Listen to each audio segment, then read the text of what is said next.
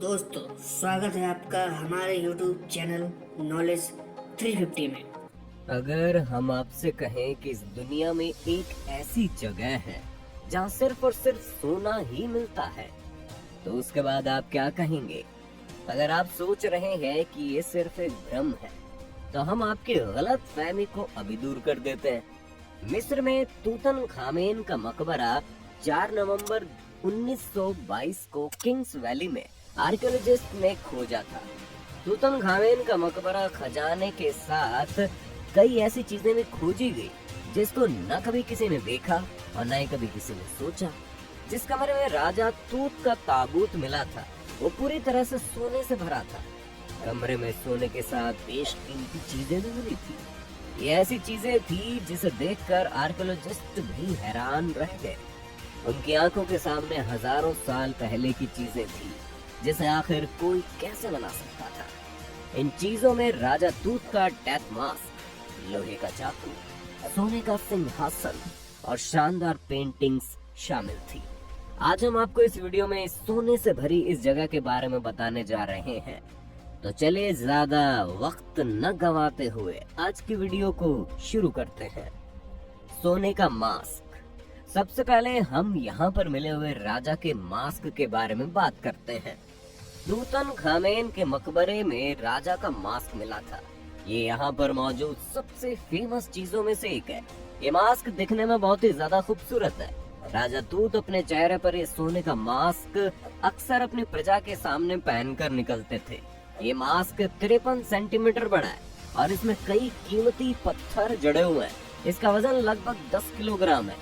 मकबरे में मिला था चाकू।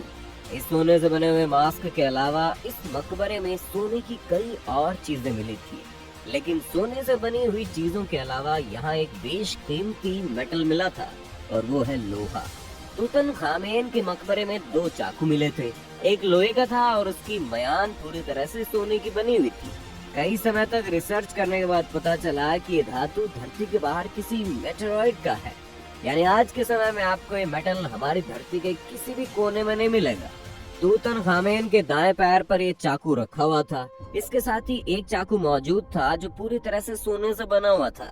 तूतनखामेन का ताबूत। अब हम इस मकबरे की सबसे खास बात के बारे में बात करते हैं। तूतनखामेन का शव 3 ताबूत में रखा हुआ था। एक ताबूत दूसरे ताबूत में बंद था। यूनिवर्सिटी ऑफ मैनचेस्टर के प्रोफेसर जॉयस टिल्डलेस्ले के मुताबिक ताबूत का वजन 1.23 टन था। ताबूत का वजन और आकार के कारण से खोलना काफी मुश्किल हो गया था। सभी ताबूत पर तूतनखामेन का चेहरा छपा हुआ था। इनमें इसके चेहरे पर दाढ़ी थी। सबसे ऊपरी ताबूत लकड़ी का बना था, दूसरी ताबूत भी लकड़ी का था और इसमें पौधे भी थे। इसी के साथ इसमें सुंदर तरीके से कांच से बने नीले, हरे और लाल रंग से इसे सजाया गया था। अब तीसरे ताबूत के बारे में बात करें तो पहले 2 लकड़ी के बने हुए ताबूत थे, पर तीसरा वाला ताबूत एक काले रंग के मोटे काले परत से कवर्ड था। जब रिसर्चर्स ने उसकी परत को हटाया तो तीसरा मकबरा पूरी तरह से सोने का बना हुआ निकला और इसी में राजा की मम्मी मौजूद थी। तूतनखामेन के मकबरे में मिला रथ। अब आगे बढ़े तो तूतनखामेन के मकबरे में 6 रथ भी मिले थे। रिसर्चर्स ने एक रिसर्च में ये खोजा था कि इस पर छाता लगाने की भी जगह थी। इन रथ पर बाज का चित्र भी बना हुआ था। एक इंस्क्रिप्शन में कहा गया कि बाज सूरज के देवता होरस को रिप्रेजेंट करता है। मकबरे में राजा की पेंटिंग। अब यहाँ पर मिले आखिरी आइटम के बारे में बात करें तो तूतनखामेन के मकबरे में दीवार पर शानदार पेंटिंग्स मिली थी। इन पेंटिंग्स में से एक में तूतनखामेन और उसकी पत्नी थी। तूतनखामेन की पत्नी का नाम अंखेसेनमुन था। अंखेसेनमुन का मकबरा आज तक नहीं खोजा जा सका है, लेकिन ऐसा माना जाता है कि इनकी कब्र भी किंग्स वैली में कहीं पर छुपी हुई है। तूतनखामेन का सोने का बेड।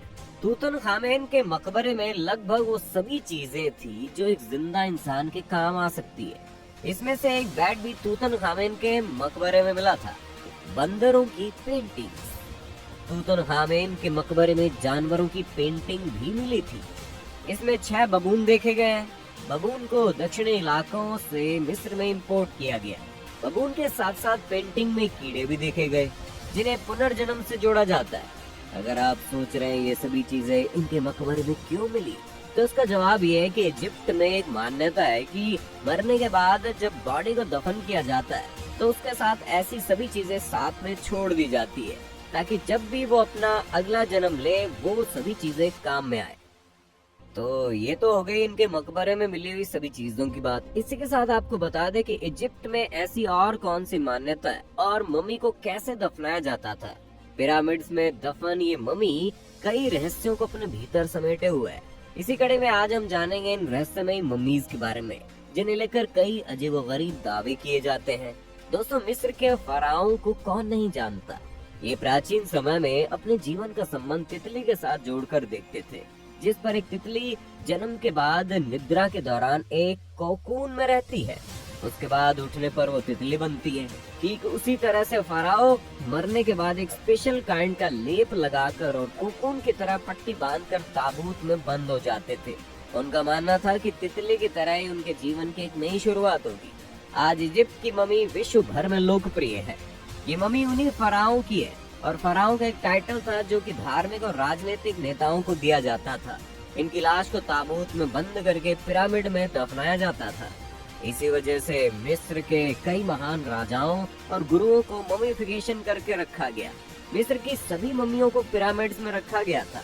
उस दौरान प्राचीन मिस्र के लोगों का मानना था कि पिरामिड एकमात्र ऐसी जगह है जिसके सभी कोने एक बराबर होते हैं, इस कारण एक खास तरह की ऊर्जा इस क्षेत्र में आती है जिन मम्मियों को सलामत रखती है।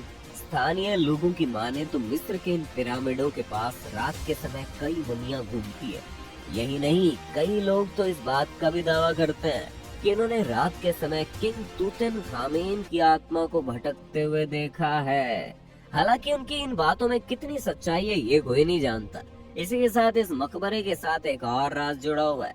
ऐसा कहा जाता है कि जो भी इस मकबरे को खोलेगा उसे फराओस कर्स लगेगा। जैसे ही इस चैम्बर को खोला गया, कई आर्कियोलॉजिस्ट की अचानक से मौत हो गई। मीडिया ने इस खबर को काफी उछाला, लेकिन मेन आर्कियोलॉजिस्ट का कहना है कि ये कर्स सिर्फ एक मनगढ़ंत कहानी है, इसके अलावा और कुछ नहीं। इतनी सब बातें जानने के बाद अब हम आपको इस राजा के बारे में बता देते हैं। तूतनखामेन पूरी दुनिया में गोल्डन फराओ के नाम से जाने जाते थे। ये नए किंगडम के 18th डायनेस्टी किंग थे। इन्हें 9 साल की उम्र में राजा बना दिया गया था। इसी के साथ इनकी काफी कम उम्र यानी 18 साल में एक मिस्टीरियस वजह से मौत हो गई थी। कई एक्सपर्ट्स इस मामले में अपनी अलग अलग थियोरी प्रेजेंट करते हैं, पर गौर करने वाली बात यह है कि अगर ये आज इतने जाने जाते हैं तो उसकी वजह इनका ट्रेजर्ड फुनररी कलेक्शन। इन्हें इनके टॉम में रखकर वैली ऑफ किंग्स में दफनाया गया था। इनकी कब्र को नवंबर 1922 में एक ब्रिटिश आर्कियोलॉजिस्ट ने खोजा था। अगर ऐसा ना होता तो इनका नाम और इनकी कहानी इतिहास के पन्नों में कहीं न कहीं तो खोई जाती। खैर, इस खोज के बाद इन्हें बिना वक्त गंवाए इजिप्शियन म्यूजियम कैरो में शिफ्ट कर दिया गया। तूतनखामेन ने अमराना एज के बाद अपना रूल शुरू किया था। तूतनखामेन ने अपने देश की भक्ति को गॉड अमन की तरफ वापस शिफ्ट कर दिया और यहाँ के रिलीजियस सेंटर को वापस थेब्स में शिफ्ट कर दिया। इसी बीच तूतनखामेन ने अपनी हाफ सिस्टर से शादी की। इन्होंने अपने वारिस को कभी भी जन्म नहीं दिया था। ये बात आज तक क्लियर नहीं हो पाई है कि इनकी मौत के बाद किसने इस गद्दे को संभाला था। तो ये थी तूतनखामेन का सोने से भरा हुआ कब्र और उनकी जिंदगी के कुछ अनकहे और अनसुने राज। तो आपका इसके बारे में क्या कहना है? क्या आपको लगता है तूतनखामेन के इतिहास में छुपे हुए और भी राज हमको आने वाले समय में मिलेंगे? क्या आपको इनकी कहानी पसंद आई?